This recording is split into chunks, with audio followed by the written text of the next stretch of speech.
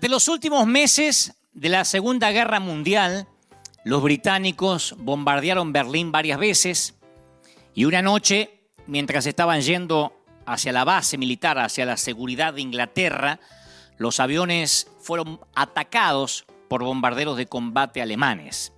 Y de alguna manera, un avión alemán apareció de la nada. Los pilotos del avión británico observaron que el avión alemán se acercaba cada vez más hasta que 5 balas hicieron impacto en el fuselaje cerca del tanque de combustible. Y la tripulación se preparó para lo peor, para la explosión, pero no pasó nada, no explotó.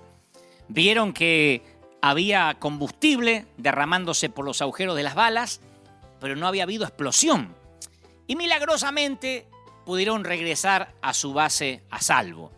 Varias horas después de aterrizar, uno de los mecánicos se presentó en las barracas de la tripulación. Había encontrado 5 balas dentro del tanque de combustible arrugadas, 5 proyectiles arrugados, pero sin explotar. Y se los entregó al piloto. Y el piloto abrió las cápsulas y, para sorpresa de la tripulación, vio que no tenían pólvora. Y dentro de una de ellas, obviamente las 5 estaban vacías de pólvora, pero dentro de una de ellas había un trozo de papel pequeñito, y cuando desplegó el papel encontró una nota que decía: somos prisioneros de guerra polacos, forzados a hacer balas en una fábrica. Y cuando los guardias no nos miran, no las rellenamos con pólvora, las dejamos vacías. No es mucho, pero es lo mejor que podemos hacer en esta guerra. Y la nota estaba firmada por 4 prisioneros de guerra polacos. 5 pequeñas balas de entre millones y millones de proyectiles fabricados durante la guerra marcaron una diferencia para los miembros de la tripulación de un avión británico. Cuando yo pensaba y recordaba esta historia, que es absolutamente verídica, yo digo, ese es el poder de lo bueno que siempre se encuentra en lo pequeño. Y cuando uno va a las Escrituras, desde el principio, Dios ha elegido lo grande, lo pequeño sobre lo grande. Dios ha escogido lo más chiquitito por sobre aquello que parece inmenso, grandioso. David encima de Goliat, Gedeón con sus 300 soldados ante miles de madianitas, Elías ante los profetas de Baal. El Señor elige una oveja por encima de las 99 que quedan en el rebaño. O sea, la espiritualidad tiene que ver con pequeñas acciones, las respuestas casi insignificantes a la presencia de Dios. De hecho, Jesús mostró eso durante todo su ministerio. Decía la semana pasada, si uno ve a Jesús con ojos nuevos, que uno no lo mira con los ojos cansados, sí, esas historias ya las sé, las escuché un montón de veces. Aunque tengamos años en el peregrinar cristiano, si uno vuelve a ver a Jesús con ojos nuevos, como que uno lee las historias o los evangelios por primera vez, uno se va a dar cuenta que sí, estaban las multitudes, pero Jesús trató de evitarlas, de escapar de lo grandioso del gentío. Piensa en lo que habría logrado Jesús si se hubiera quedado en la tierra 20, 30, 50 años más. Tuvo solo 3. Yo a veces pienso qué hubiese hecho Jesús con la tecnología que tenemos hoy a disposición. Con esto de poder transmitir a todo el mundo. Pero Jesús, cuando uno va a las Escrituras y lee los evangelios, Jesús estuvo presente muy poco tiempo. Hizo unos cuantos milagros pequeños, relativamente pequeños, sí sorprendentes, pero pequeños. Dijo algunas palabras profundas y se fue. Y sus acciones, pocas y relativamente pequeñas, cambiaron el mundo para siempre en solo 3 años. O sea, que lo diminuto se convierte en algo enorme cuando Jesús está involucrado, cuando Él está en la ecuación. Y a nosotros, naturalmente, nos resulta fácil tener la impresión de que Dios tiene que ver solo con lo grande, ¿no? Con lo espectacular, con lo milagroso. Y entonces llegamos a la conclusión de que a menos que Dios esté haciendo cosas realmente grandiosas a través de nuestras vidas, no somos espirituales. Dios no nos está usando en realidad. Ustedes van a ver en las redes sociales los jovencitos o los adolescentes o quienes se entregan al Señor y tienen la vida por delante, siempre dicen: yo quiero que Dios me use en cosas grandes, yo sueño con estadios, yo sueño con estar en la tele, yo sueño con misionar ante multitudes. y sienten que si no pasa algo grande, Dios no está en la ecuación. Pero la vida espiritual no es necesariamente una vida de éxito rotundo, de éxito grandioso. Es una vida de fidelidad. Es una vida de pasos pequeños. Y Dios sabía. Yo pienso que Dios, estoy convencido de que Dios sabe. Dios sabía que nosotros tenemos la tendencia a deslumbrarnos con lo grande. Por eso Jesús relató las parábolas de la oveja perdida, de la moneda perdida, del hijo perdido, de la semilla de mostaza. Entonces, cuando uno va a las Escrituras y nota sus mensajes, los mensajes de Jesús, nota que trata de decirnos algo, que la vida espiritual es una vida, por lo general, diminuta, llena de decisiones pequeñas, íntimas. La vida espiritual son pasos pequeños hacia Dios, pequeñas vislumbres de su presencia, cambios insignificantes, movimientos imperceptibles. En el Evangelio de Marcos hay una historia de 4 versículos que cuando uno la lee parece más bien una digresión, o sea, algo que se sale de la línea del relato, en lugar de ser un evento significativo. Uno va leyendo las Escrituras y cuando llega a esa parte dice, es como que el autor se tomara una licencia y dice, voy a hablar de otra cosa que parece no tener importancia. Jesús acababa de despotricar en contra de las demostraciones excesivas de arrogancia, de hipocresía que tenían los fariseos, y en ese momento él se fija en una mujer de la cual nadie se apercibe. Cuando Jesús la ve, reconoce la inequívoca apariencia de la pobreza, ropas andrajosas, prendas gastadas, manchada con suciedad de años, arrastrando los pies sobre el piso del templo, y ella deja caer 2 moneditas en la caja de la ofrenda. Es una linda historia y generalmente los predicadores la usamos para hablar sobre el dar, sobre el sembrar, pero no es esas historias o esa clase de vidas que se llevan al cine. No es de esas cosas de las que están hechas las películas. Porque por mucho que nos conmueva el sacrificio de esta mujer, ni siquiera se asemeja al drama de las vidas en peligro de los discípulos o de los héroes de la fe. Entonces, ¿qué es lo que hace que la historia de esta viuda sea poderosa? No es dramática, no es espectacular, no es revolucionaria, no es significativa, no sorprende. Son 4 versículos que aparecen ahí, casi, insisto, como algo que se desvía del relato principal. Como que no ayuda a la línea del guión. Es una historia íntima, una historia privada. Una mujer cuya presencia nadie nota y peor que eso, cuya presencia nadie se preocupa por notar. En el mundo en que vive ella es parte del paisaje, es un borrón en una multitud de rostros. Pero es un borrón fiel. Es un borrón fiel, es una amante que ama a Dios todos los días con pasitos pequeños y vive su cristiandad todos los días. Y no le importa si se fijan en ella o no. Ni se imagina que el creador del universo hecho hombre está al lado de ella cuando deposita sus moneditas. Y Jesús dice, yo les aseguro que esta viuda pobre dio más que todos los ricos.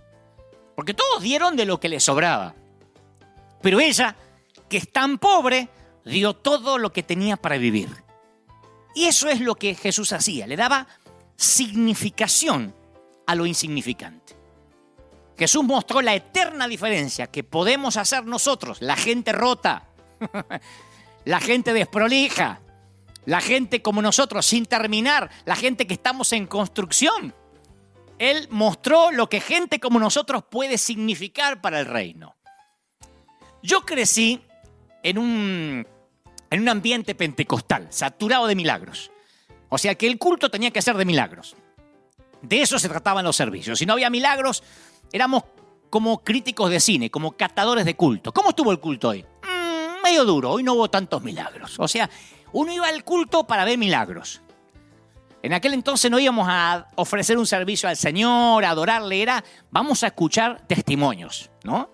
La mayoría de las personas que iban a la iglesia en ese entonces daban testimonio de los milagros recibidos durante la semana que había terminado. Que el día antes de operarse desaparecieron los tumores. El pastor decía, habrá testimonio, y mejor que hubiera, si no te lo tenías que inventar. Entonces, si no había testimonio, se paraba uno y decía, yo doy gracias por la salvación de mi alma, el perdón de mis pecados y la sanidad de mi cuerpo. Y se sentaba, que era la de siempre. Venía hace 20 años agradeciendo por lo mismo, pero calificaba como milagro si no había otro más sorprendente o más actual. Pero la gente se paraba. El pastor decía, habrá testimonios hoy, tiempo de testimonios. Entonces se paraba la gente y decía, yo conseguí trabajo de una manera sobrenatural. Había como 300 en la fila y me eligieron a mí. Aleluya, gloria al Señor. Otro decía, yo conseguí estacionamiento cuando no había estacionamiento en todo el parqueo. Yo fui, justo había un espacio para mí. Gloria al Señor. Entonces los testimonios eran parte de mi niñez en la iglesia. De hecho, nuestra conversión, la conversión de los Gebel, fue porque mi mamá fue sanada de un cáncer terminal. Ella tenía pólipos intestinales, pólipos en la matriz, cáncer. Y un 1 de mayo de 1975, Dios sanó a mi mamá. Pero en esos días, y a partir incluso de la sanidad de mi mamá, para mí Jesús era como un gran mago. Porque siempre decían, Jesús quiere hacer un milagro. Deja que te haga un milagro, como si fuese un mago que está pidiendo hacer trucos, pero no lo dejan. Entonces siempre era Jesús, y así eran las campañas evangelísticas, hacían unos pasacalles, porque no había en ese entonces redes sociales, ni hashtag, ni memes, ni publicaciones virales. Entonces se hacían pasacalles que decían, Cristo salva, sana y liberta. Todos los días, menos los lunes. Porque los lunes era el día que no había campaña, ¿no? Cristo salva, sana y liberta todos los días, menos los lunes. Pero era eso, como que Cristo ofrecía milagros. Y yo creo en los milagros, como creía cuando era niño. Pero me desconcertaba que a veces la gente, otra gente de la misma iglesia, perdía el trabajo. O tenían un accidente. O se enfermaban. Esos eran los que, a la hora de los testimonios, calladito la boca. Porque eso no eran testimonios. Decir, perdí el trabajo, eran pedidos de oración, no era testimonio. Si a lo mejor al final se llamaba al altar, pasaban los que habían perdido el trabajo, los que se habían enfermado, pero se tenían que callar a la hora de los testimonios. Porque los testimonios era para que todos glorifiquemos a Dios. Y a mí me sorprendía que mi mamá había sido sanada de cáncer, pero otros morían de cáncer en la misma iglesia. El mismo cáncer que fue sanado mi mamá. Entonces yo me preguntaba, ¿dónde estaba Dios? ¿O por qué Dios era tan arbitrario? ¿Por qué Dios era tan parcial? Lo más fácil era decir, lo que pasa es que el hermano se enfermó porque estaba en desobediencia. Yo me acuerdo de eso. Pastor, ore por mí porque esta semana me engripé muy fuerte y lo que pasa es que usted tiene un pecado oculto. Por eso la fiebre y la gripe no se le va. Yo escuchaba eso. Le agarró una enfermedad porque no estuvo firme. O escuché decir, si alguien se moría, por ejemplo, de la iglesia, la explicación era, Dios se lo llevó para que no se pierda. Dios sabía que si le daba vida se iba a perder en la droga. Prefirió llevárselo. Y esa era la justificación de por qué Dios no lo había sanado. Después Dios quiere sanarte. Él quiere sanarte. Y si alguien no se sanaba, uno se sentía hasta con culpa de no sanarse. Sentía hasta vergüenza ajena del que no se sanaba o del que no recibía el milagro. Con los años de peregrinar cristiano, yo empecé a descubrir que la oración no funciona como una máquina de café donde uno introduce la petición y cae la respuesta y le agrega un chorrito de leche. Pero así nos enseñaban que funcionaba la oración. Si pedías algo y Dios no te lo daba rápido, estabas en pecado, en desobediencia o algo hiciste mal. Así nos enseñaban. De hecho, nos enseñaban todas las mañanas. Había que decir, Padre, encomiendo este día en tus manos. Acompáñame durante este día. Si ese día o un día te pasaba algo, lo primero que te preguntaba el pastor era, ¿y se acordó de entregarle su día a Dios? No. Por eso lo asaltaron. Por eso le robaron en la esquina. Porque a la mañana no entregó su día a Dios. Entonces decía, ay, sí, es que salí corriendo, me olvidé. ¿Y vio? ¿Cómo no quiere chocar el auto así? Ahora, Dios llena los cielos y la tierra. Si somos cristianos, Él vive en nosotros por el Espíritu Santo. Necesitamos asegurarnos con una frasecita que Él nos va a acompañar. Dios dice, ay, no, como no me pediste y no me entregaste el día, ahora que te roben en la esquina. Necesitamos decir la frasecita para estar bajo la cobertura. O si chocábamos con el auto o teníamos algún accidente, nos decían, seguro no oraste antes de salir. Apenas te subes al auto, antes de prender el motor. Porque si prendías el motor y no habías orado, tampoco valía la oración. Antes de prender el motor, antes de encender el auto, tienes que orar. Porque si no, puedes tener un accidente en la ruta. Y yo me acuerdo que a veces uno decía, ¡no oré! Y frenabas en la banquina porque si no nos vamos a matar en la esquina. Como que Jesús era un amuleto. Si salías sin orar ese día, Jesús no estaba contigo. No te tenía por qué cuidar porque te olvidaste de orar. Y si no sabíamos qué decir, en una oración usábamos la trillada frase, Señor, si es tu voluntad. Cuando orábamos por un enfermo, cuando orábamos por alguien, decía, Señor, si es tu voluntad. Ahora, vamos a pensar, vamos a razonar como niños con ojos nuevos. ¿Dios necesita una cláusula de exclusión voluntaria en el contrato antes de hacer un trato contigo? ¿Un trato conmigo? ¿Necesita que le recuerden que si es su voluntad lo va a hacer y si no es su voluntad no lo va a hacer? Claro, lo que pasa es que nosotros ponemos la frase si es la voluntad porque esa frase hace que la oración sea más espiritual. Una oración no es oficial hasta que no le agregamos si es tu voluntad. Pero no amortiguamos las oraciones con esta condición porque somos humildes, sino porque a veces estamos asustados al orar. Si es tu voluntad es la manera de escapar de la responsabilidad. Lo que en realidad queríamos decir es, en realidad yo no estoy tan ilusionado que lo vas a hacer. O lo que es peor, los familiares del enfermo me están escuchando y si no lo sanas, dejo en claro que no fue tu voluntad y después no quiero reclamos. Entonces cuando nos decían, ore por mi marido que se está muriendo, Señor, si es tu voluntad, por las dudas, se muere, yo no quiero reclamos. Si es tu voluntad era una manera de ocultar el miedo. Ahora, no me quiero ir de tema de lo que estoy hablando, este es el punto.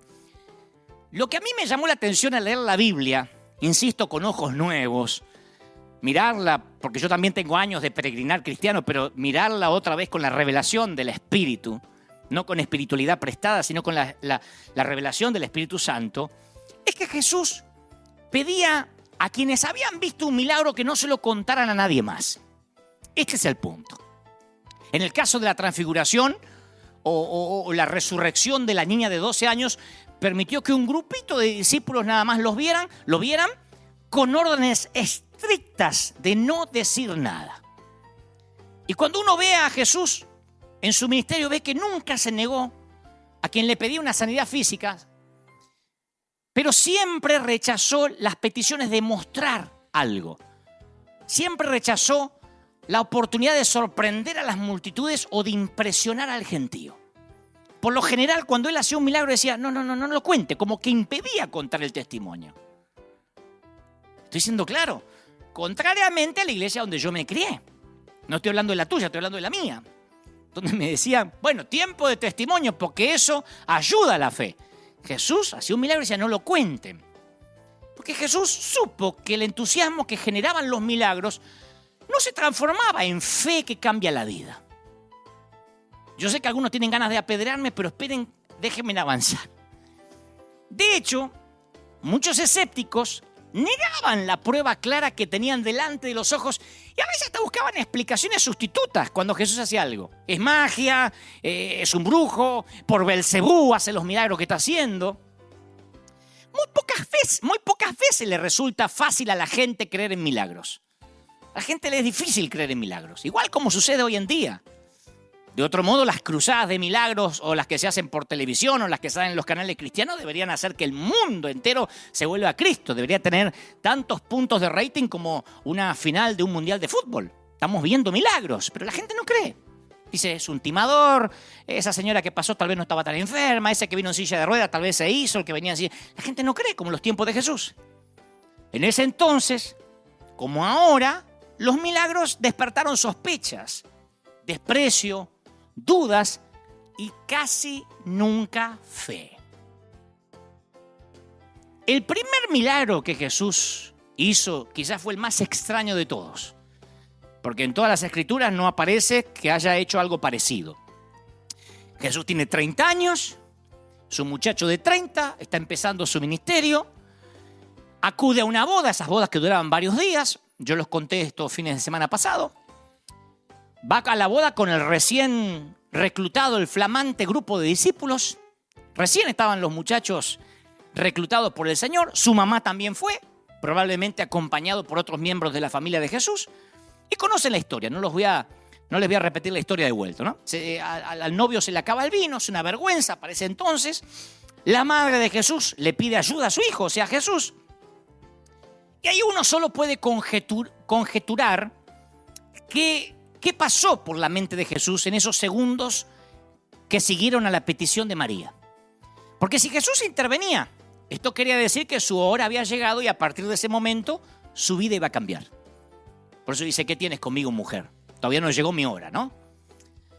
Porque él sabía que si se corría el rumor que él tenía esos poderes, iban a llegar peticiones de gente necesitada desde Tiro hasta Jerusalén.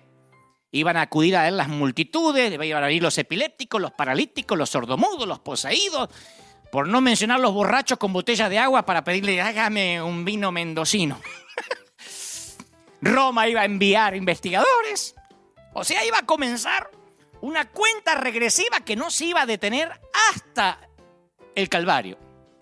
Entonces Jesús, el mismo que cuando estaba ayunando en el desierto, repudió el desafío de Satanás de convertir piedras en panes, tomó una decisión. No se pierdan esto. Es el mismo Jesús que le dijo a Satanás, no tentarás al Señor tu Dios. Cuando le dijo, tienes hambre, convierte esta piedra en pan. Y ese mismo Jesús está en la boda. Aparentemente quien se está casando es su amigo, quizás de la infancia, que quizás fueron al colegio juntos. Y dice, llenen esas tinajas de agua, le dice a los sirvientes. Las llenaron de agua en forma milagrosa, el agua se transformó en vino y sirvieron el mejor vino. El vino escogido que se solía servir al principio cuando los paladares todavía están en condiciones de discernir, ¿no? Esto pasa en cualquier fiesta hasta el día de hoy. Después de 3, 4, 5 días de fiesta le puedes dar querosén, le puedes dar nafta y dice qué rico, pero ese vino que los paladares disciernen apenas llegan a la boda, ese lo sirvió al final. Entonces los milagros de Jesús no suelen contradecir a las leyes naturales, sino más bien, como dijo alguien, y nunca me lo olvidé, reproducen la actividad normal de la creación a una velocidad diferente y a una escala menor. Porque no era la primera vez que Dios con el agua hacía vino. Dios creó la vid y le enseñó a la vid a succionar agua de sus raíces y con la ayuda del sol a convertir ese agua en un jugo que fermenta y toma las cualidades de un vino, siguiendo el proceso correcto. De esta manera, cada año, desde el Génesis hasta ahora, Dios convierte agua en vino. Esos milagros no eran nuevos para Jesús. Del barro, Dios formó el primer cuerpo humano. Y fue barro lo que Jesús usó para poner el repuesto en la cavidad ocular de un ciego. Él sabía que tenía que poner un repuesto donde no había y se acordó que con su padre así habían hecho al primer ser humano.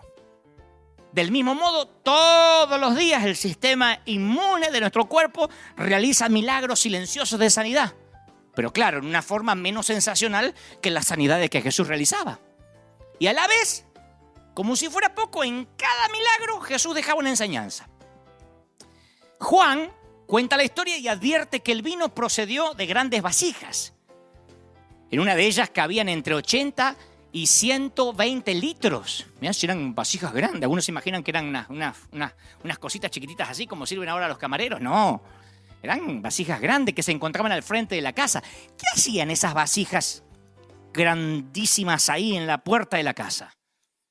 Esas vasijas las utilizaban los judíos ortodoxos para cumplir con las normas de la purificación ceremonial. Incluso en las fiestas de bodas había que cumplir con los minuciosos ritos de la purificación. Entonces Jesús transformó esas vasijas, voluminosos símbolos de la ley, en cueros de vino, presagios de la gracia. Del agua purificada de los fariseos provino el vino nuevo de una época totalmente nueva. Ya había pasado, el Señor estaba diciendo con el milagro, ya pasó la época de la purificación mediante ritos. Ahora comenzó la época de la celebración del vino. Un religioso, ¿qué habría hecho? Y un religioso habría convertido vino en agua. Che, hay mucho vino, transformarlo en agua, a veces se emborrachan esto. Jesús trae celebración y fiesta, transforma el agua en vino. Pero no quiero que nos detengamos en esto, aunque sí es una joya, una piedra preciosa esto. Lo medular del tema es, el primer milagro de Jesús fue de tierna misericordia hacia un amigo. Fue una historia íntima. No hizo un escándalo. No lo publicó. Dejó, de hecho, que el novio se llevara el crédito. Mirá el tipo, qué previsor, dijeron del novio. Se guardó el mejor vino para el final y nosotros pensamos que este ratón se le había acabado el vino. O sea que permitió que el novio se llevara el crédito. O sea, una historia pequeña, mínima. Claro, cuando uno lo ve en las Escrituras y uno le pone el tono de la predicación y de la retórica y el Señor transformó el agua en vino, lo vemos como el súper milagro, pero era algo pequeño en una boda. Que el Señor no quería que se supiera porque se iba a correr el rumor y eso era una cuenta regresiva hacia el monte de la calavera. En cada milagro, como el del ciego de nacimiento que les conté hace un par de domingos, los discípulos miraban para atrás para encontrar el por qué. ¿Por qué el tipo es ciego? Y Jesús orientaba su atención hacia adelante, respondiendo con una pregunta diferente. No por qué, sino con qué propósito. ¿Se acuerda?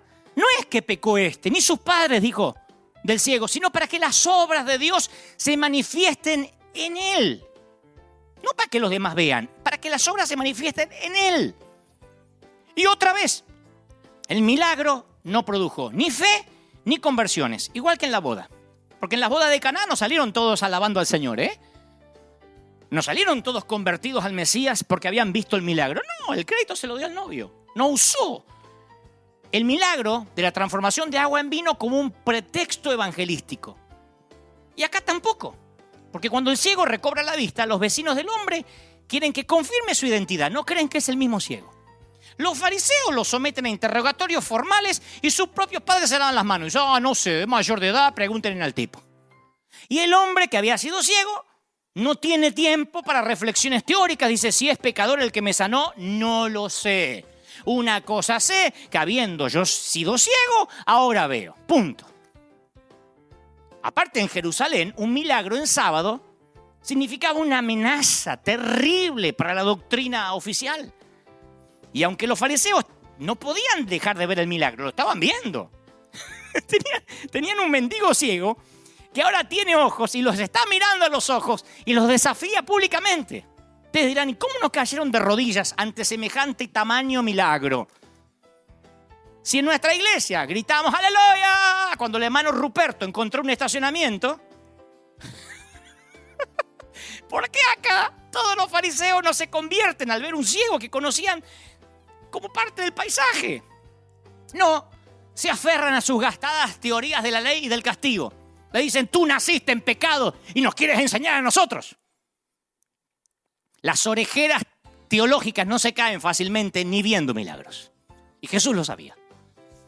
La respuesta a este milagro, como a la mayoría de los que se relatan en los evangelios, confirma un notable principio de la fe.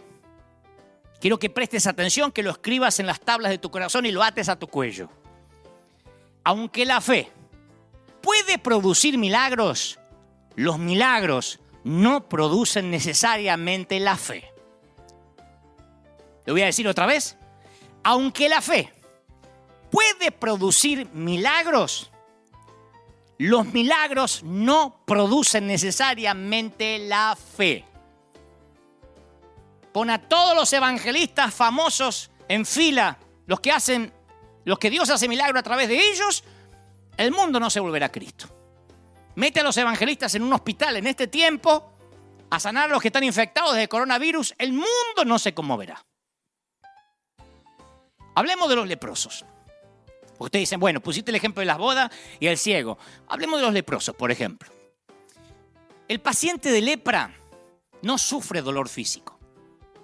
Porque después que los bacilos de la lepra matan las células nerviosas, los pacientes dañan sus propios cuerpos sin darse cuenta. Un paciente con lepra, por ejemplo, puede caminar todo el día sobre tornillos afilados, llenarse de astillas, rascarse el globo ocular y reventarse el ojo sin darse cuenta. La lepra es muerte a centímetros. Y cada una de estas acciones destroza tejidos y puede conducir a la pérdida de una extremidad, a la pérdida de la visión. Por eso parecían zombies en Medio Oriente, zombies literalmente caminando, porque a ninguno de los leprosos le duele perder un miembro. Las ratas por las noches suelen comerle sus dedos y no se dan cuenta. Están durmiendo y cuando se levantan le faltan dedos, las ratas se lo comieron. Casi todo el dolor que experimenta un leproso no viene del cuerpo, viene de afuera. El dolor del rechazo de la comunidad que los rodea. Yo conocí a un joven que, ya hace varios años, que se enfermó de SIDA, de HIV, y él no quería que su familia se enterara. De hecho, me lo dijo, no quiero que mi familia sepa por qué estoy internado. Él quería morir sin avergonzar a su familia porque él aparentemente se había contagiado del HIV teniendo relaciones homosexuales. Y cuando sus padres se enteraron, finalmente, yo también los vi, se negaban a ver la razón por la cual su hijo estaba en el hospital. Y su propia madre, y me consta, que había traído ese cuerpo al mundo, no quería tocarlo. Y se aseguró que no apareciera en ningún récord del hospital, o sea, en ningún archivo del hospital, que tenía SIDA. A todos les dijo que murió de cáncer. La madre decidió no verlo en sus días finales. Y este muchacho murió sin recibir de su madre el toque que le hubiera ayudado a sanar su alma. Porque ella no quería, no tenía esperanza de que se iba a sanar. Él quería abrazar a su mamá y de alguna manera pedirle perdón. Sus padres eran cristianos. Él quería pedirle perdón por irse así. Pero su madre se negó a verlo. Dijo, a mí me hace mal. Y no me quiero enterar, no quiero saber ni lo que tiene. No quería escuchar al médico. Me contaba alguien cercano a la familia que cuando el médico iba a dar el parte decía, no, doctor, él lo que tiene es cáncer. Y el médico decía, no tiene cáncer. Sí, él tiene cáncer, es otro tipo de cáncer. No querían verlo. El HIV, el virus del corona, cualquiera de esas cosas, sin intentar comparar patologías, es la lepra de nuestro tiempo. Vean los enfermos de COVID-19 cómo mueren solos, envueltos en bolsas de nylon, de algún modo leprosos, sin que nadie pueda despedirlos, sin que nadie pueda abrazarlos. Simplemente tras una asepsia o tras unos nylon o unos protectores, un médico, un tipo que nunca vieron en la vida o un enfermero, es quien los despide en el último viaje a la eternidad. Ni siquiera sus nietos, ni siquiera sus hijos. Esa es la lepra actual. Así que yo me puedo imaginar la indignación de la multitud cuando uno de esos parias pasa entre ellos para echarse a los pies de Jesús. Es como que ahora estamos aquí, todos con la mascarilla, con la distancia social, y alguien viene estornudando diciendo, ¡tengo corona! ¡Tengo corona! ¡Vengo a que me ore! La gente se enfadaría. Yo no vine acá a contagiarme, vine a adorar a Dios, gritaríamos. O gritarían unos cuantos. Y este leproso grita, Señor, si quieres, puedes limpiarme. No dijo si puedes, no desconocía el poder de Dios, no dudaba de su poder. Dijo, es probable que no quieras y lo entenderé. Si no quieres, lo voy a entender. Nadie me quiere tocar, nadie me quiere orar, nadie me quiere sanar. Mateo, Marcos y Lucas incluyen la misma contundente frase. Jesús extendió la mano y lo tocó. Otra historia íntima. Y ese simple contacto con Jesús acabó con su estado de desequilibrio emocional, desequilibrio almático. La respuesta de Jesús estableció una pauta para la iglesia. No sanó al leproso para que la gente dijera, ¡aleluya! ¿Cuántos creen? ¿Cuántos leprosos hay aquí? Hagan la fila. No fue para eso. Fue para marcar un precedente para la iglesia. Tenemos medicamentos para personas con enfermedades como la lepra. Y quizás pronto descubran una vacuna contra el corona. Pero esos medicamentos no tratan el problema principal, la enfermedad de no ser deseado.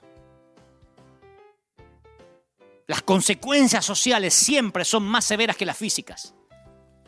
Antes guardaban cuarentena en una colonia para leprosos. Pero el antiguo Oriente no fue la única cultura que aislaba a sus heridos. Nosotros ya no construimos colonias, pero levantamos paredes. Me estaba acordando esta semana cuando en mi congregación se excluía a alguien de la iglesia. Se esperaba el día de la Santa Cena, que era el día que había más congregación. Y entonces decía, hermano fulano, hermano Federico, ¿dónde está? Usted va a ser excluido de la congregación porque ha mirado el televisor. Porque mi papá, teníamos en casa un televisor blanco y negro, esos que tenían lámparas adentro, y esos televisores calentaban.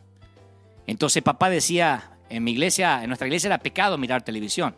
Y papá decía que no la miraba, la teníamos ahí para la venta, la íbamos a vender. Pero mirábamos tele, porque papá decía, yo vamos a mirar tele, quería ver una serie, él era fanático de Bonanza, así que ponía Bonanza, y un día tocan el timbre en casa y era el pastor, y así que apagó rápido la tele, pero quedaba el puntito, ¿te acordás que quedaba el puntito? Así que estábamos así, espera, que no se va el puntito, porque te quedaba un puntito así en el medio, que a veces te daba 1 hora y media hasta que se vaya el puntito. Así que lo distrajeron al pastor por afuera, mostrándole las gallinas, los perros, hasta que se fuera el puntito. Mamá le hace así a mi papá, que el puntito se había ido y entró. Y entonces tuvimos tan mala suerte que el pastor dice, ¿cómo va? Y se apoya sobre el televisor y estaba tibio. Y entonces supo, porque esas lámparas calentaban. Entonces supo que había mirado tele. No le dijo nada, porque en ese entonces la disciplina se hacía pública. Y se usaba la prédica para darle con un palo, no se lo llamaba y se lo reprendía en privado. O sea, se lo excluía y se lo exhortaba de manera vergonzante, de manera pública.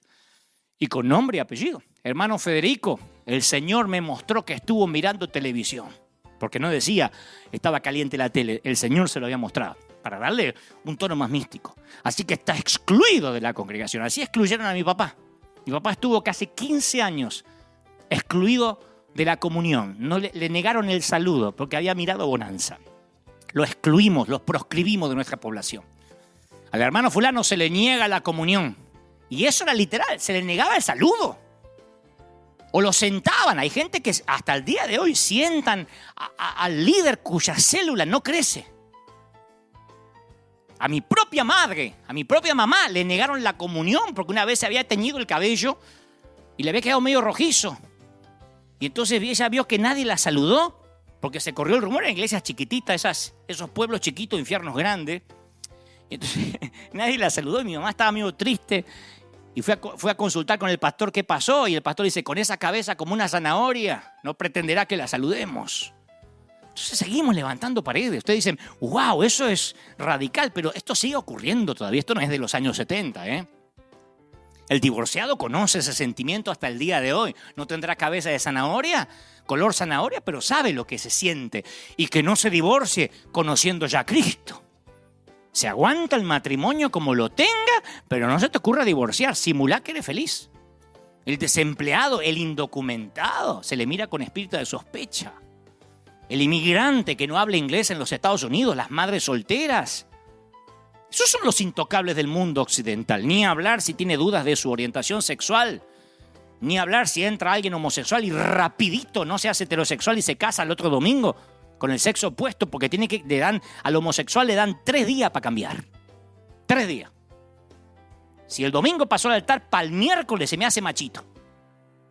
Y si no, viven en el exilio involuntario. No estoy haciendo apología de ningún pecado. Lo que digo es que levantamos paredes. Y esos leprosos viven sus vidas calladas, solitarias, infectados por sus temores de rechazo y sus recuerdos de la última vez que intentaron acercarse. Y están tan rotos que prefieren que no se los toque por miedo a que se los lastime otra vez. ¿Y qué hacemos los cristianos? Somos expertos en mantener distancias. La distancia social no la inventó la pandemia, ya la inventamos nosotros hace años los cristianos, distancia social. Viene alguien vestido medio raro, una chica con minifalda y no van las hermanas a saludarla rápido. Así como tenemos vecindarios para hispanos, vecindarios para negros, vecindarios para chinos, asilo para los viejos, escuela para los retardados, centros para los adictos, prisiones para los criminales, así tenemos también iglesia para los santos. Y la sensación de no ser deseado es la pobreza más terrible, más extrema. Pero no te confundas. No hay que ser hacedor de milagros para satisfacer esa necesidad. Y otra vez, el milagro de quitarle la lepra no produjo fe en nadie. No hubo una gran conversión. De hecho, cuando sanó a 10 leprosos, solo 1 regresó. Ni siquiera se convirtieron 9 de los que habían sido sanados. No hubo conversión masiva, ni siquiera en los que fueron sanados. Jesús dijo, no son 10 los que fueron limpiados, porque uno de ellos volvió agradecido. ¿Y los otros 9 dónde están? Y Jesús lo pregunta de manera retórica, ¿no? De manera irónica. Ya sabía que no iban a venir. Jesús lo sabía todo. Y sabía por qué no habían venido. Ya está, se fueron a vivir la vida loca. ¿Qué van a venir a agradecer? Lo que querían era ser sanos, no seguir a Jesús. Y Jesús dice, no hubo quien volviese y diera gloria a Dios, sino a este extranjero. Y ahí le dice, levántate, tu fe te ha salvado. Recién ahí recibe la salvación. Antes solo era sanidad. Solo uno fue salvado. 9 se perdieron. Así que ahí es cuando nos damos cuenta qué era lo que le importaba a Jesús de la gente. Si no hubiese hecho campaña de milagros. Recién ahí le dice, tu fe te ha salvado. Y los otros 9 se perdieron. Se fueron al infierno sanos. Y a donde más noto que Jesús no le daba importancia a la sanidad. Ahora, hago un paréntesis. Cuando yo digo no darle importancia a la sanidad, no significa que no ores por sanidad, que no creamos. Insisto, mi mamá fue sana. Y hemos visto decenas de milagros en la congregación. Estoy hablando de prioridades. Cuando yo veo la prioridad de Jesús, que le daba prioridad a la salvación, más que cualquier otra cosa, es con el relato del paralítico que rompe el techo. ¿Se acuerdan? El hombre que había pasado toda la vida en posición horizontal iba a lograr un momento de fama vertical. Y los predicadores nos esforzamos en mencionar, bueno, que los techos de paja en ese entonces, la teja de Palestina era más fácil de desmontar. Nos olvidamos que un hueco en el techo no es el camino normal para entrar a una casa. Además, por muy liviano que fuera el techo, muy precario, al hacer un hueco iban a interrumpir lo que sucedía abajo. Se iba a levantar polvo, caería sobre la gente, restos de paja, restos de arcilla, iba a impedir que la reunión continúe. Pero ahí viene la reacción inesperada de Jesús. Cuando Jesús vio la fe de ellos, poniendo en relieve el papel de los 4 amigos que acompañaban al muchacho lisiado, dice, hijo, tus pecados te son perdonados. O sea que la fe nunca dejaba de impresionar a Jesús. Y sin duda esta cuadrilla de demolición de 4 hombres había demostrado tenerla. Pero aún así Jesús confundió a los que asistían al servicio. ¿Quién era Jesús para perdonar pecados? Y ahí empiezan los expertos religiosos a debatir acerca del derecho de Jesús a perdonar pecados, sin hacer caso del paralítico que está en medio de los escombros. Y Jesús silenció el debate con palabras enigmáticas, pero que resumen la actitud hacia la sanidad física. Le dice, ¿qué es más fácil? ¿Decirle al paralítico, tus pecados te son perdonados? ¿O decirle, levántate, toma tu lecho y anda? Y aunque dejó en suspenso la pregunta, todo su ministerio da la respuesta. La curación física es muy fácil, sin duda alguna, para Dios. Para sanarlo bastaba una orden. Pero para perdonar los pecados tenía que subir a la cruz. Jesús nunca se encontró con una enfermedad que no pudiera curar, un defecto congénito que no pudiera corregir, un demonio que no pudiera exorcizar. Pero sí se encontró con escépticos que no pudo convencer, y con pecadores que no pudo convertir, y con fariseos que no pudo hacerlos cambiar. Lo que pasa es que el perdón de los pecados requiere de un acto voluntario de arrepentimiento de parte del receptor. Por eso algunos de los que escucharon las palabras más elocuentes acerca de la gracia se fueron sin arrepentirse. Pues para que sepáis que el Hijo del Hombre tiene potestad para perdonar pecados, le dijo Jesús al sanar al hombre. Esa es una ilustración de lo inferior al servicio de lo superior. Jesús sabía que el desequilibrio espiritual tiene un efecto más devastador que cualquier dolencia física. Él sabía que alguien sanado sin arrepentirse no hacía sentido. Jesús no vino a sanar las células del mundo, sino vino a sanar sus almas. Si no, habría hecho, insisto, una gran cruzada de milagros en Alejandría, en Roma, en Jerusalén, y todos se habrían convertido. Pero los milagros no producen fe. La fe produce milagros. Un programa de 2 horas por televisión de milagros no producen fe en los escépticos. Y hasta por ahí nomás en los creyentes. Yo lo he visto incluso en nuestra congregación. Mientras están contando los testimonios, la gente corre al estacionamiento para que no les agarre el tránsito ni el trancón. O están hablando, mirando el celular. ¿Qué tenía usted? No podía caminar. Corra para allá, corra para acá. ¡Aleluya! Y la gente masticando chicle. Lo que pasa es que como vivimos en cuerpos materiales, le damos poco valor al mundo del espíritu. Y Jesús dedicó mucho tiempo a asuntos como la hipocresía, el legalismo, el orgullo, los celos, la falsa santidad, el fingimiento. ¿Quién conoce un ministerio por televisión que se dedique a sanar esos problemas? Pero conocemos muchos que se centran en dolencias físicas. La mayoría de la gente se siente atormentado por el más leve sufrimiento físico. ¡Ay, ore por mí, pastor, que me duele la cabeza! Rara vez se siente atormentado por el pecado. Y cuando se trata de milagros, Jesús tiene prioridades muy diferentes que la mayor parte de sus seguidores. Solo un milagro aparece en los 4 evangelios, que se realizó en las verdes colinas a orillas del mar de Galilea cuando la popularidad de Jesús iba en aumento. Se presentó el problema de la alimentación. ¿Se acuerdan? Les había predicado por horas, tenían todos hambre. Había, 5.000 hombres sin contar, sin mencionar mujeres y niños. Y Jesús toma 2 peces salados, 5 pequeños panes y realiza el milagro que todos estaban esperando. 3 de los evangelios, de los evangelistas, se detienen ahí. Solo Juan habla de lo que pasó luego. Dice que después de haber disfrutado por un día el milagro, querían otro. Lo que pasa actualmente. Querían otro. ¿Nos puede hacer otro? Y ahí es cuando Jesús se muestra brusco y acusa a la multitud de tener motivos egoístas, de desear solo alimento para el estómago. Les decía, yo soy el pan de vida, cabezones. Yo soy el pan de vida. Si no coméis la carne del Hijo del Hombre y bebéis su sangre, no va a haber vida en ustedes. Pero ellos querían fast food, ellos querían comida rápida, querían hamburguesa, papa frita, querían empoderarse, querían pactar para comprar la casita, querían pactar para tener el auto, querían frotar la lámpara del genio y tener sus 3 deseos. Y no iban a renunciar fácilmente a su sueño.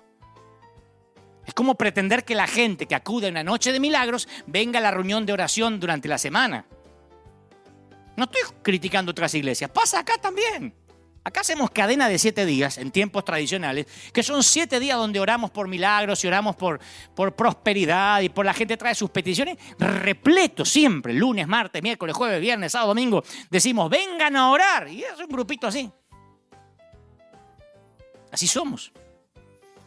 Y en los tiempos de Jesús encima había una vieja tradición judía que enseñaba que el Mesías iba a renovar la práctica de Moisés, se creía, de servir el maná diario. Que no iban a tener que trabajar, que les iba a haber maná todos los días. Igual que el éxodo de Israel. Creían eso.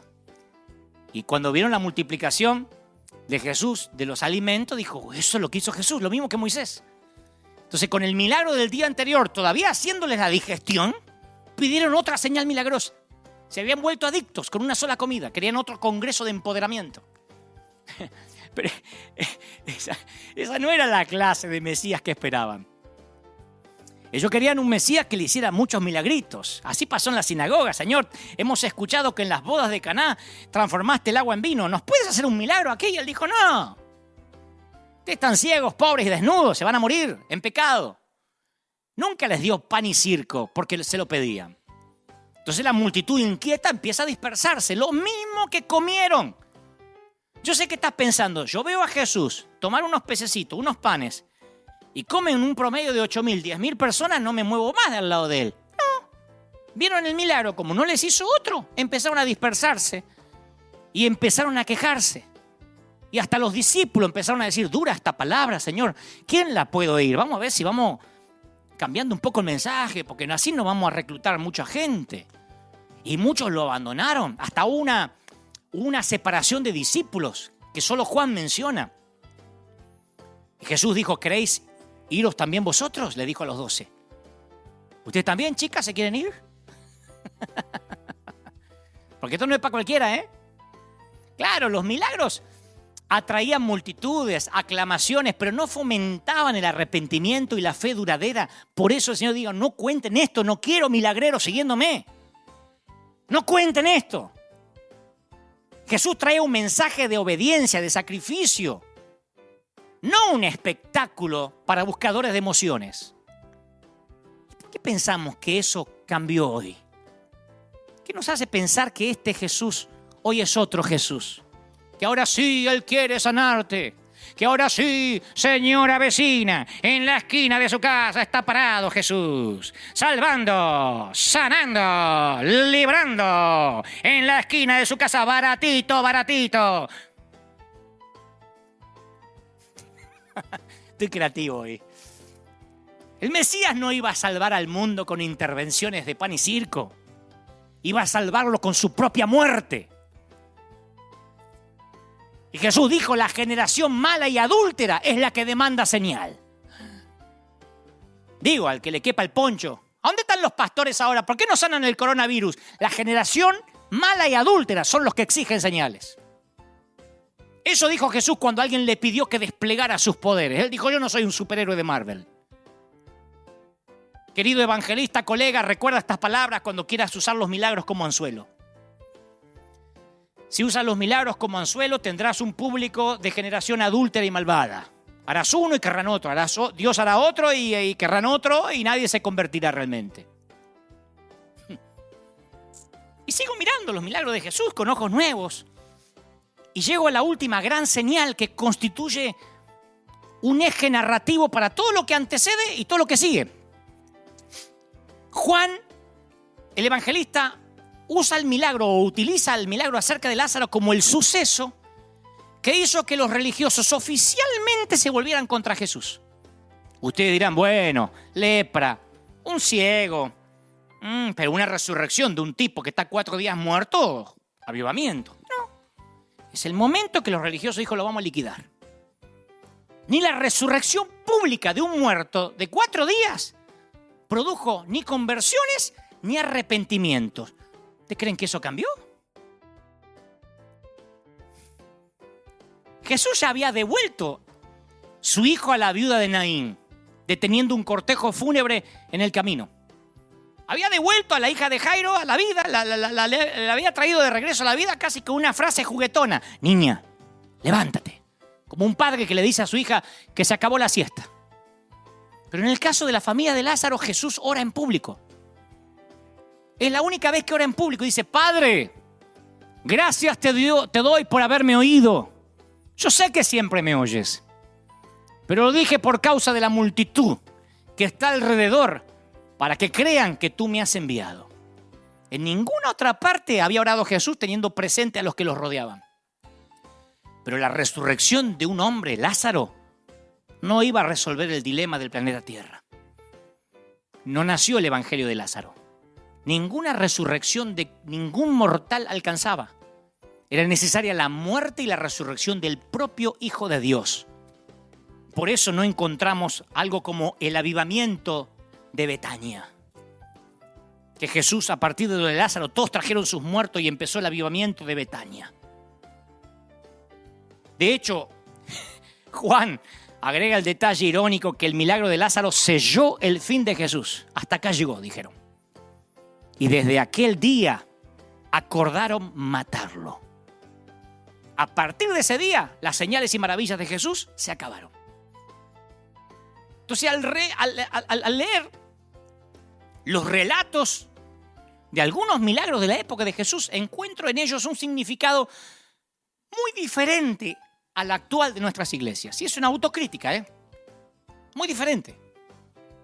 Jesús le dijo a los incrédulos, si no oyen a Moisés y a los profetas, tampoco se persuadirán, aunque alguno se levantare de los muertos.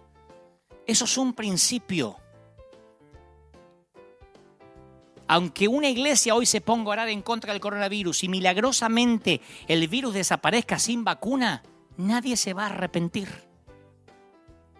El 9/11, el 11 de septiembre, cuando los aviones secuestrados por terroristas impactaron contra las torres más altas de Nueva York, las iglesias se llenaron durante semanas.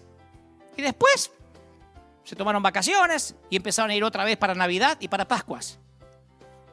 Ni siquiera las grandes tragedias hacen que el mundo corra a los pies de Cristo.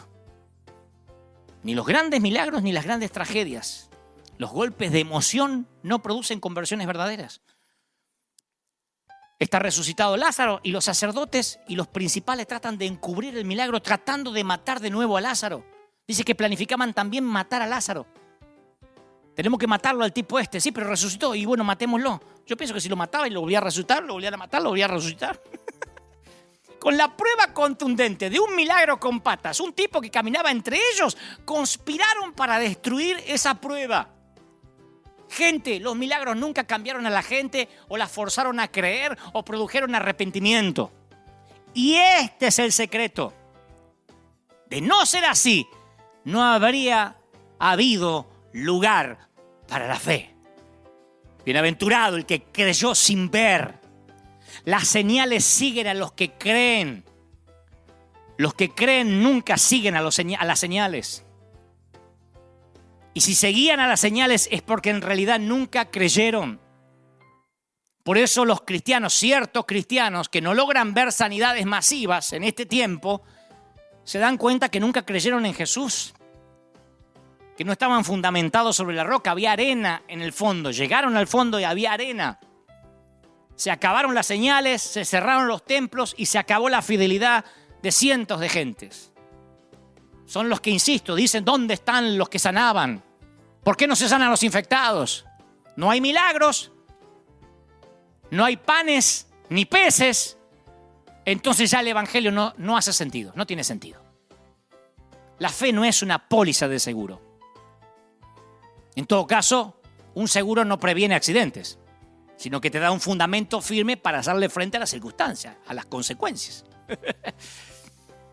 Si crees que la fe es una póliza de seguro, bueno, el seguro no te previene el accidente, te ayuda a enfrentar las circunstancias.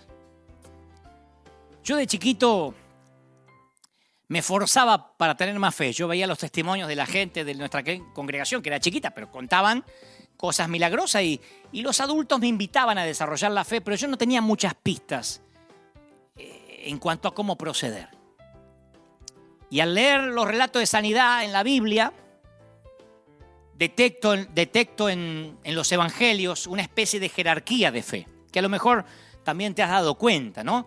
En la parte más alta de la jerarquía está quienes impresionaron a Jesús con una fe valiente, con una fe inquebrantable, un centurión, un impertinente mendigo ciego, una persistente mujer cananea. Y esos relatos de fe, cuando yo los leo, siempre me hacen sentir incómodo hasta la fecha, porque rara vez yo tengo una fe semejante. Muchas veces me desaliento ante el silencio de Dios, como te pasa. Cuando mis oraciones no tienen respuesta rápida, yo confieso que tengo deseos a veces de renunciar, de no volver a pedir. Muchas veces he hecho grandes eventos que creía que Dios me mandó a hacer. Creo que Dios me los mandó a hacer, y cuando yo tenía que enfrentar las deudas por años, superclásicos que yo hacía en Argentina, eran de un día, había 70.000 personas y después yo estaba 2 años para pagar. Y a mí se me iba la fe. Así que por esa razón, yo le decía, Señor, vos te llevaste la gloria y me dejaste las deudas.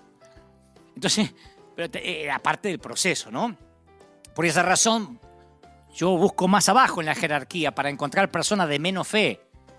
Y me alienta enterarme que Jesús pareció dispuesto a trabajar con cualquier destello de fe, con cualquier historia íntima de fe, por débil que pareciera.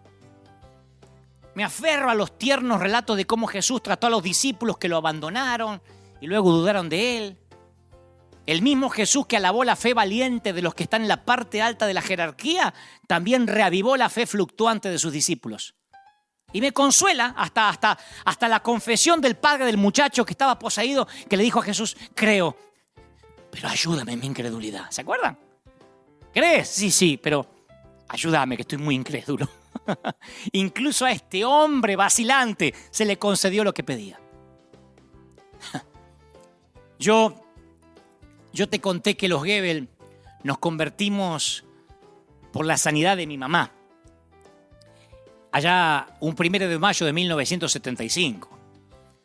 Y rara vez, primera vez que lo voy a decir, en público. Rara vez quien fundamenta su fe en un milagro suele permanecer. El 1 de mayo de 1975 dudo que los Gebel, cuando hablo de los Gebel hablo de mis papás y mi mamá, yo tenía 7 años, dudo que hayan tenido un encuentro real con el Señor. Nos basta mucho más tarde. Ellos, mi papá al ver que mamá se sanó, que en vez de oficiar un funeral, tenía a la vieja viva, dejó el alcohol. Y empezamos a congregarnos. Pero no tuvimos un encuentro con Dios porque lo que nos atrajo fue el milagro, tener a mamá sana. Para mí Jesús, si me decías a mí con 7 añitos, Dante, ¿quién es Jesús? El que sanó a mi mamá. No sé si hubo un arrepentimiento. Conocimos a Jesús por un milagro. Y como era de esperar, las cosas se pusieron difíciles. Como era de esperar, la vida cristiana no es un paseo por el parque. Así que cuando las cosas se pusieron difíciles, cuando queríamos más milagros y no aparecieron, cuando desde que mi mamá se sanó empezaron algunas pruebas, algunas luchas, no solo lo del televisor blanco y negro, sino algunos problemas familiares, y vimos que esta póliza de seguro no nos resultaba, que esto no era un multinivel, papá se empezó a enfriar, mamá también. 6 años más tarde de aquella primera sanidad, los Goebbels decidieron apartarse del camino del Señor. Disfrazado de espiritualidad, claro. Nadie dice, me voy al mundo. Papá dijo, no voy más a la iglesia. Nos vamos a quedar en casa, vamos a hacer un devocional de tanto en tanto. No necesitamos congregarnos. Y nos autollamamos a cuarentena. Dejamos de congregarnos. Pasa un tiempo, estábamos en casa, nos empezamos a sentir cómodos, podíamos ver tele todo lo que queríamos. Papá no volvió a beber, me consta, pero los problemas en la familia empezaron a hacerse más agudos todavía. Mi mamá empieza a sentirse mal, 6 años, habían pasado 6 años desde la sanidad, empieza a sentirse rara, se va a hacer un examen de rutina y otra vez tenía cáncer. Y de lo que recuerdo, pues yo ya no tenía 7 años, yo ya tenía unos 12, de lo que recuerdo, a mamá ahora no le importó sanarse. Mamá tuvo una plática, una charla con mi papá donde le dijo, ¿ves? Se ve que no habían estado de acuerdo en esta decisión de salir de la iglesia. ¿Ves, viejo? Vamos a volver a cualquier iglesia. Mi papá decía, sí, pero hay que ver una de sana doctrina, me importa un cuerno en la doctrina. Yo quiero arrepentirme, yo quiero que nos arrepintamos, si no me sano no importa. Si me tengo que morir, me voy a morir. Pero yo quiero que estemos en una iglesia. Sí, pero ¿a dónde vamos a ir? Yo no conozco ninguna. A una que esté por acá cerquita, porque antes de eso, la primera iglesia donde mamá se sanó quedaba lejísimo. Para los de Buenos Aires, para que tengan una idea geográfica, nosotros vivíamos en Billinghurst y la iglesia estaba en Delviso. Así en Barrio Pinazo, Delviso, yendo para Pilar. O sea que todos los días hacíamos 1 hora y pico por la Ruta 8. No había autopista del Sol, no había nada para ir a congregarnos. Tal vez fue eso lo que de alguna manera incidió, entre otros factores, para que mi papá se cansara. Pero ahora mamá dijo, busquemos una iglesia acá cercana. Ya no le importaba sanarse, que quería tener un encuentro con el Señor. Y la iglesia más cerca que nos quedaba era la iglesia que daba unas cuadras, una iglesia de un pastor italiano. No era pentecostal, asamblea cristiana, una iglesia muy amada. Fuimos muy felices ahí el tiempo que estuvimos. Y el pastor, amadísimo pastor, que actualmente está en la presencia del Señor. Fuimos toda la familia, mi papá, como hicimos en Argentina, la cabeza agacha, la frente marchita. Y todos, ahí se nos fue el ánimo de criticar. Ahí no importaba si había orquesta, porque nos habíamos ido de la otra iglesia porque no compartíamos con esto, no compartíamos lo otro, no nos gustaba. Acá no preguntamos nada, mamá estaba enferma de cáncer, nos vimos alejados de Dios y lo que hicimos fue arrepentirnos. Mi mamá lloró todo aquel servicio, un culto cortito era. Mi papá también lloraba. En la iglesia del italiano, que no se le entendía nada, porque los italianos tienen esa particularidad. Años en Argentina y todavía hablan atravesado. Entonces mi mamá cuando termina el servicio le dice a mi papá, estaba mi hermano, yo dice, vamos a pedir al pastor que nos ore. Pero este no era un pastor como el que había orado por mamá hace años. El primero era brasileño. Viste que a los brasileños les encanta. Vamos ahora a reprender a Satanás. Mas Jesús la va a sanar esta noche. No era de la Iglesia Universal. Era de la Asamblea de Deus de Brasil. Pero este pastor no, nada que ver. Cantaron una canción, un himno de gloria. Ni siquiera himnario de Sión, que era lo que nos gustaba a nosotros. Himnario de gloria. Y terminó. Y dijimos, se acerca, mi mamá dice, mire, yo fui sanada ya por Dios hace muchos años y quiero que usted ore por mí. Entonces el pastor Tano dice, guarda, sorella, Lo come pastore parlerò a Dio.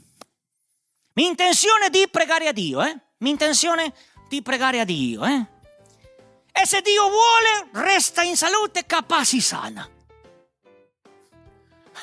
Ma se non è in volontà di Dio, forse muori, capisci? Potrebbe essere morto y va a ir a paradiso. Le estaba diciendo, yo voy a orar. Pues no prometo nada. Si se muere, se va para el paraíso. Nosotros estábamos mirando así, estábamos deprimidos antes que empiece. No prometo niente, Dio è soberano. O sea que Dios era soberano.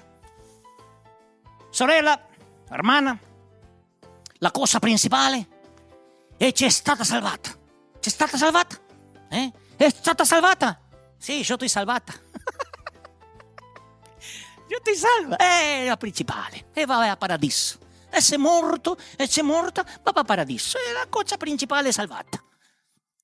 No dijo, vamos a orar, ahora empodérate, haz un pacto. Le dijo, yo voy a orar. Y con esa oración improbable, mínima, Dios volvió a sanarla ahí mismo. Y nos congregamos mucho tiempo con ese amado pastor. No le faltaba fe, pero no era lo suyo. Orar por milagros. Y fue brutalmente honesto. Pero la fe de los Goebbels ya nunca más estaría fundada en un milagro. Aunque parezca raro, no salimos felices confesando, porque ahí no, mi mamá ese día en el altar no se pudo hacer un análisis, ni sintió nada. Pero salimos diciendo, realmente repitiendo las palabras del pastor en castellano. Si Dios quiere, mamá, te vas a sanar, y si no, te vas a ir con Él, pero ahora tenemos nuestro corazón en Él, no en lo que Él puede hacer. Claro, porque yo de chico veía los milagros como magia. Ahora de grande los veo como señales. Cuando Juan el Bautista languidecía en la cárcel, Jesús le envió informes de sanidades y resurrecciones para demostrar que sí, Él era el Mesías. Pero poco tiempo después, Juan murió en manos de un verdugo. O sea que el mensaje de Jesús a Juan no lo hizo nada para aliviar su condición física, ni lo sacó de la cárcel. Independientemente de esto, el mensaje sí expresó la naturaleza del reino que Jesús había venido a iniciar. ¿Me explico? El reino que Jesús había venido a iniciar era un reino de liberación, en el que los ciegos verían, los tullidos andarían, los sordos oirían, los leprosos quedarían limpios y los pobres serían liberados. Pero para algunos poquitos la liberación se produjo cuando Jesús andaba recorriendo los caminos de Galilea y Judea. Para otros, Juan el Bautista, los discípulos de Jesús entre ellos, no lograron para nada su liberación aquí en la tierra. Los milagros que realizó hicieron vislumbrar lo que debía ser el mundo. Algunos ven los milagros de Jesús como una interrupción de las leyes del universo físico. Pero como señales, sin embargo, desempeñan precisamente la función opuesta. La muerte, el deterioro, la entropía, la destrucción son las verdaderas interrupciones de las leyes de Dios. Los milagros son los destellos de esa restauración. ¿Me explico? Las curaciones que Jesús realizó no son milagros sobrenaturales en un mundo natural. Fueron las únicas cosas naturales en un mundo que no es natural, que está demonizado, perdido y herido. El que tenga oídos que oiga. Voy a regalarte esta última historia íntima para terminar. No es de la Biblia, es de la congregación. A los 76 años de edad, Gertrudis, decidí cambiar el nombre para preservar su identidad. Gertrudis me gusta. Es muy similar al que ella tiene. Gertrudis comenzó a preocuparse a sus 76 años por los jóvenes de su iglesia, de modo que se ofreció como voluntaria para ayudar en el grupo juvenil. ¿Qué le gustaría hacer?, le pregunta al líder juvenil, a ver, una anciana. Y ella dice, no sé, pero a Dios y a mí se nos va a ocurrir algo. Gertrudis no era buena para hablar en público. Y se sentía demasiado mayor para participar en los juegos, en las dinámicas.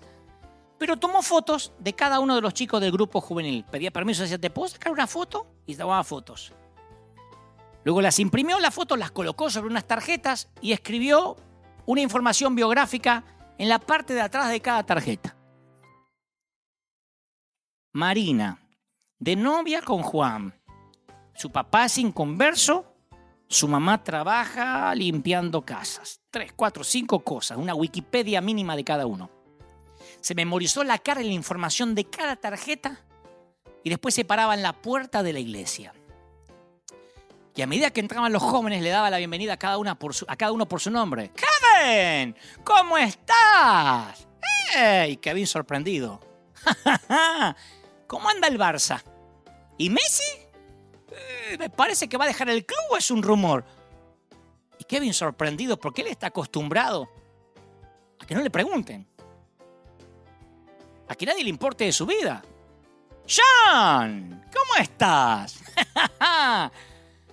Me enteré que tienes un nuevo trabajo, ¿eh? ¡Ah! ¡Qué bueno! Y aprendiste a hacer café. Y John se sorprende porque nadie le preguntó de qué trabaja, qué hace. Y eso empezó a sanar la estima de un montón. Y ya no venían por la predicación o por las dinámicas, sino por las 3, 4 palabras que Gertrude te decía a la puerta. Y al final de la reunión se paraba otra vez a la puerta y veía quién se le había escapado a la entrada para decirle, ¡hey! No te olvides, Godofredo, te espero la semana que viene. ¿Cuándo van a tener un hijo? Ya va mucho tiempo, tendrían que hacer uno, ¿eh? Y les prometía orar por cada uno. 10 años hizo eso. O casi 10.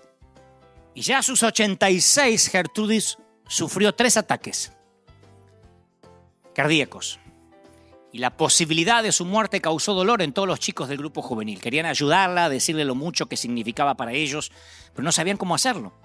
Entonces una tarde, el líder juvenil tiene una idea.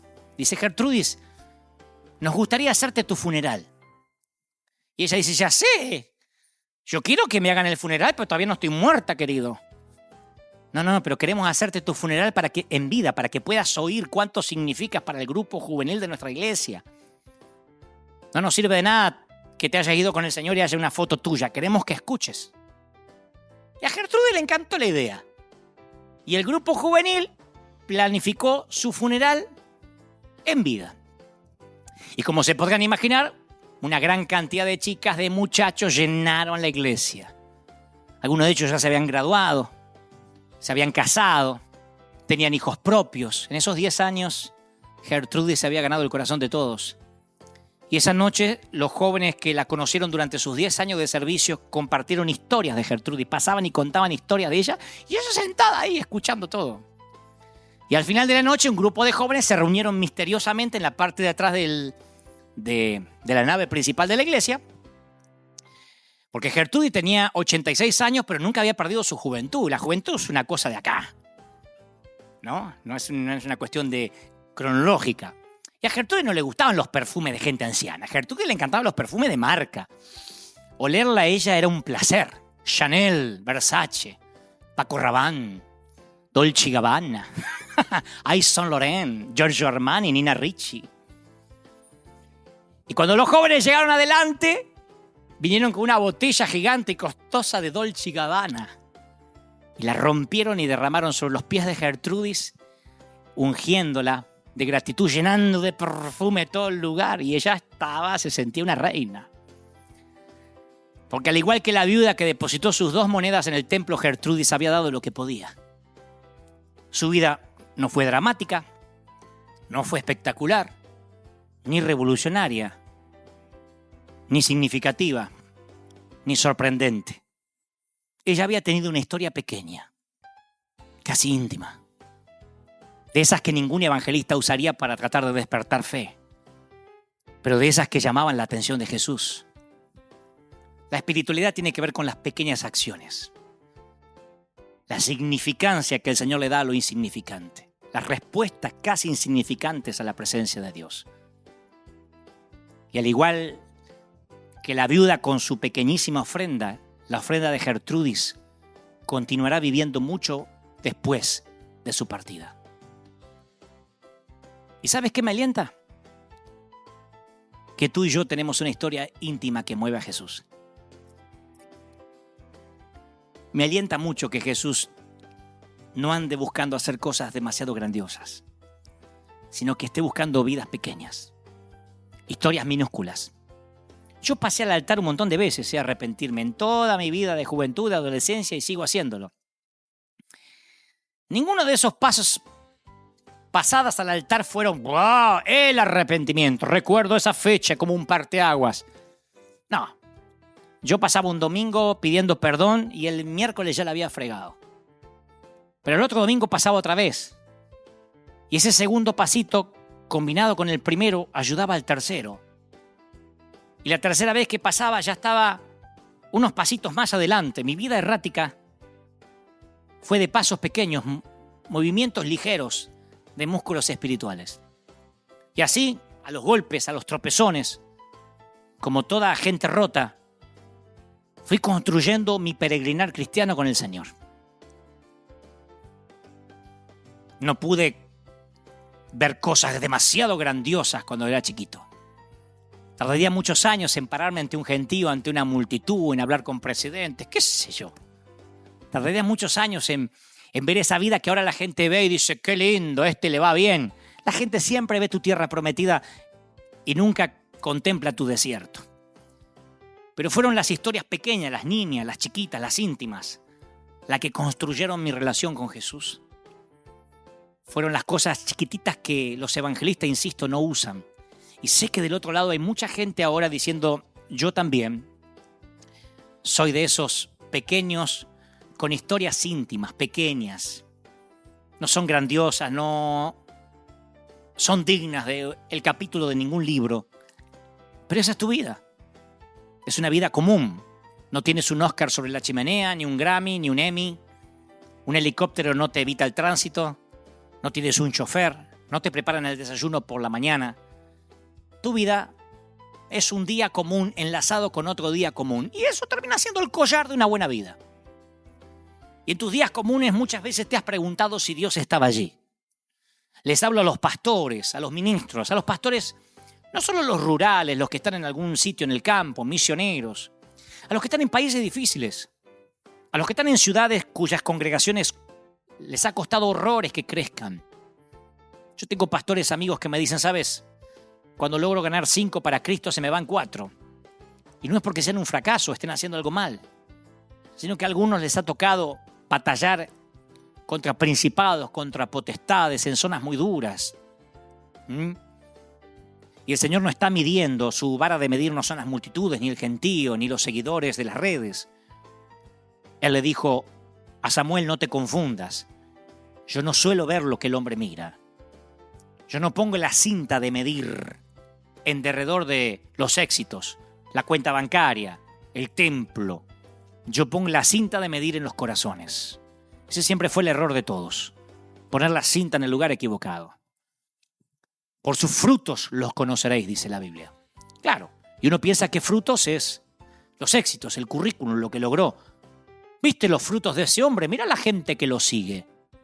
Pero nos olvidamos, porque a veces leemos con ojos viejos, que el fruto del Espíritu es paz, benignidad, fe, templanza, amor, mansedumbre. En ningún momento se menciona cruzadas, milagros, currículum, reputación. Esos son logros. Pero no habla del carácter. El fruto son las historias niñas. El fruto son las monedas. Clink, clink, clink, clink, clink, clink, cayendo en la alcancía o en el plato de las ofrendas y el Señor diciendo, esa viuda dio más que todos los ricos. El fruto es Gertrudis. Recordando los nombres de cada uno que entraban y salían a la congregación. Haciendo lo que ese líder de jóvenes nunca habría logrado en años. Aprenderse los nombres. Tocar a los leprosos. Tocar a los que morían por un abrazo. Los jóvenes empezaron a venir solo para ver a Gertrudis, me consta. Y hay un montón de esos héroes que no se dan cuenta que lo son, porque los héroes rara vez se dan cuenta que están haciendo la historia. Rara vez un prócer o un héroe se da cuenta que lo es.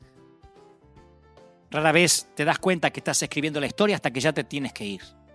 Pero yo estoy aquí para decirte de parte del corazón de Dios que tú eres parte de esos héroes de la fe. Tú puedes entrar en la lista, en la galería de Hebreos. Tú eres parte de esos héroes que se pelean palmo a palmo con la vida todos los días. Nada más que no es algo grandioso, es pequeño, como todo lo que hizo Jesús. Y Jesús te dice, shh, no cuentes. Solo pasemos un tiempo en intimidad. Hablemos. Quiero orar por ti. Quiero orar por los que ahora van a recibir a ese Señor en su corazón. El Jesús sencillo, el del Evangelio simple. Que lo único que tienes que hacer es arrepentirte. Y después, como mi mamá, con el pastor Tano. Después vamos a orar. Yo voy a orar por las enfermedades. Siento de orar porque yo no prediqué en contra de los milagros. Yo hoy hablé de prioridades. ¿Está? Hoy hablé de prioridades para el Señor. Al Señor le importa tu alma. Al Señor no le sirve que todo el mundo se sane del virus y luego se pierdan. El Señor necesita que haya arrepentimiento. Porque Él vino para sanar tu alma, para perdonarte los pecados. Lo demás es el tip, la propina, el bonus. Si viene, viene, y si no viene, no viene. Aquí en la iglesia hay gente que ha sido sanada de enfermedades terminales y otros que están confinados en una silla de ruedas y son tan fieles como los primeros. Nuestro Dios es un Dios que va por lo que realmente importa. ¿Qué es más fácil? Decirte levántate, toma tu lecho y anda, o tus pecados te son perdonados. Vayamos por lo más difícil, que el Señor con su sangre lo hizo fácil y lo único que tienes que hacer es, Padre, gracias por hablarme hoy. Jesús, entra en mi corazón. Te recibo, repite conmigo, vamos, como mi suficiente Salvador. Anota mi nombre en el libro de la vida. Gracias por hablarme así. Amén y amén. ¿Cómo te ama el Señor, che? ¿Alguien necesita oír esto? ¿Cómo te ama el Señor, princesa? ¿Cómo te ama el Señor, príncipe de Dios? Quiero que oremos juntos, vamos. Hay algo extraordinario sucediendo en la atmósfera. Vamos a orar. Vamos a orar por las enfermedades. Vamos a orar por los que tienen problemas financieros. Porque Dios sana, Dios liberta. Pero ahora que has entendido y que tu fe está puesto en el hacedor de milagros y no en los milagros. Ahora que tu fe está puesta en Cristo, en su rostro y no en su mano. Ahora que no eres de los que el milagro anterior todavía te está haciendo la digestión y estás buscando otro. Ahora vamos a decirle como le dijo el leproso a Jesús, Señor, si quieres puedes sanarme. Si no, entiendo, te voy a amar igual. Nada cambiará el amor que tengo por ti, Señor. Pero cómo me gustaría sanarme. Cómo me gustaría que hagas un milagro en papá. Cómo me gustaría que hagas un milagro financiero. Y yo, en lugar de hablar como evangelista y pastor pentecostal que lo soy, y decirte Dios lo va a hacer, vamos a confesar, voy a robarme, en el buen sentido, las palabras de un ministro que ahora está con el Señor. Vamos a orar. Si Dios quiere, va a sanar. Si no, al paradiso. Si resultó con mamá, va a resultar contigo. Vamos a orar. Y si Dios quiere, lo va a hacer. Y si no, ¿cuál es el problema? Tu alma está salvada. Y así, con esa felicidad de niño, de vino nuevo, de gracia, vamos a orar. Padre, gracias por este tiempo. Gracias por los que miran ahora.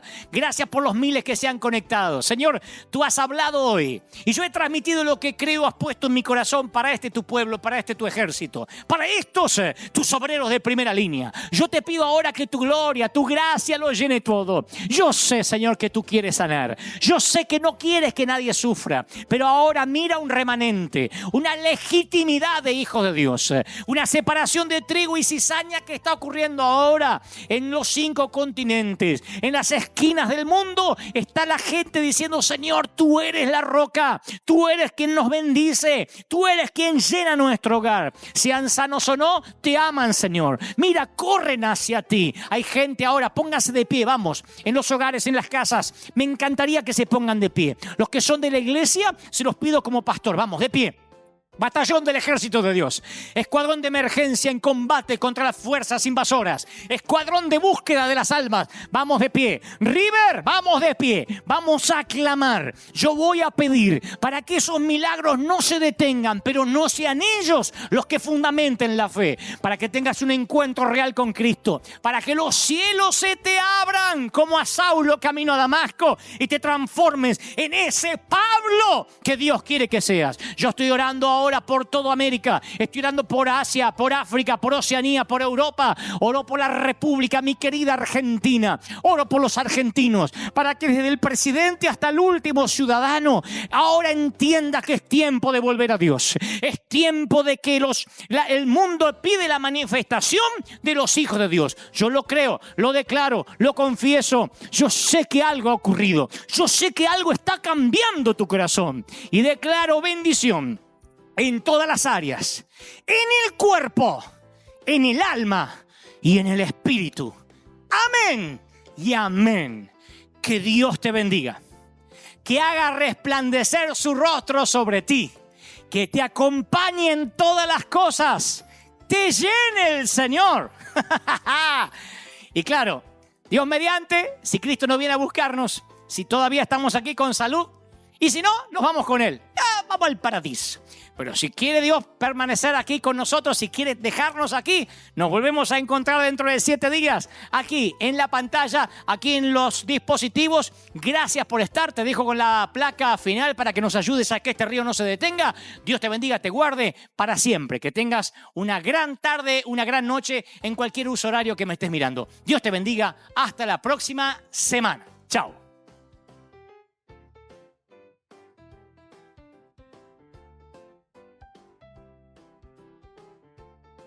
Apareciste una noche de soledad, abandonado y perdido te reconocí. Tu voz diciéndome no temas, yo estoy aquí.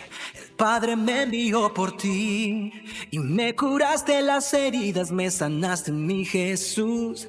Todas mis cargas las dejaste allí en la cruz. Algo tan grande no lo puedo comprender. Oigo tu dulce voz diciéndome una y otra vez: oh, oh, oh, eres bienvenido, eres amado, una y otra vez. Oh, oh, oh, bienvenido a River, eres amado. Oh, apareciste en una noche de soledad, abandonado y perdido te reconocí. Tu voz diciéndome no temas, yo estoy aquí. El Padre me envió por ti y me curaste las heridas, me sanaste mi Jesús. Todas mis cargas las dejaste allí en la cruz.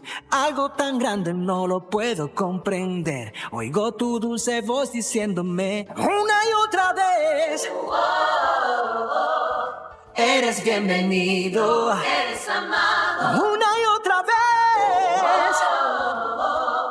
bienvenido a River. Eres amado, una y otra vez. Eres bienvenido, Eres amado, una y otra vez. Bienvenido a River, eres amado.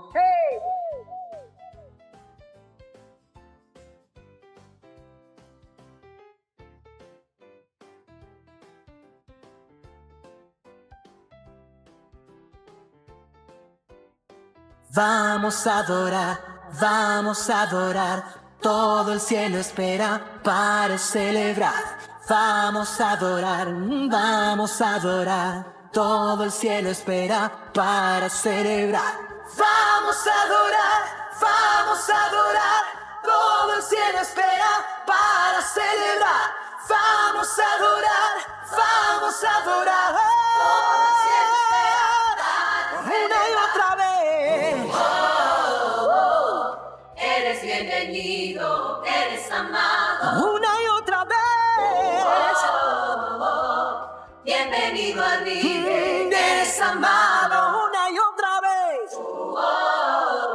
Eres bienvenido, eres amado, una y otra vez. venido a mí de Eres amado.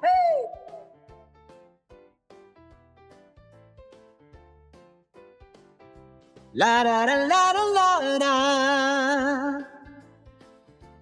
Eres amado una y otra vez.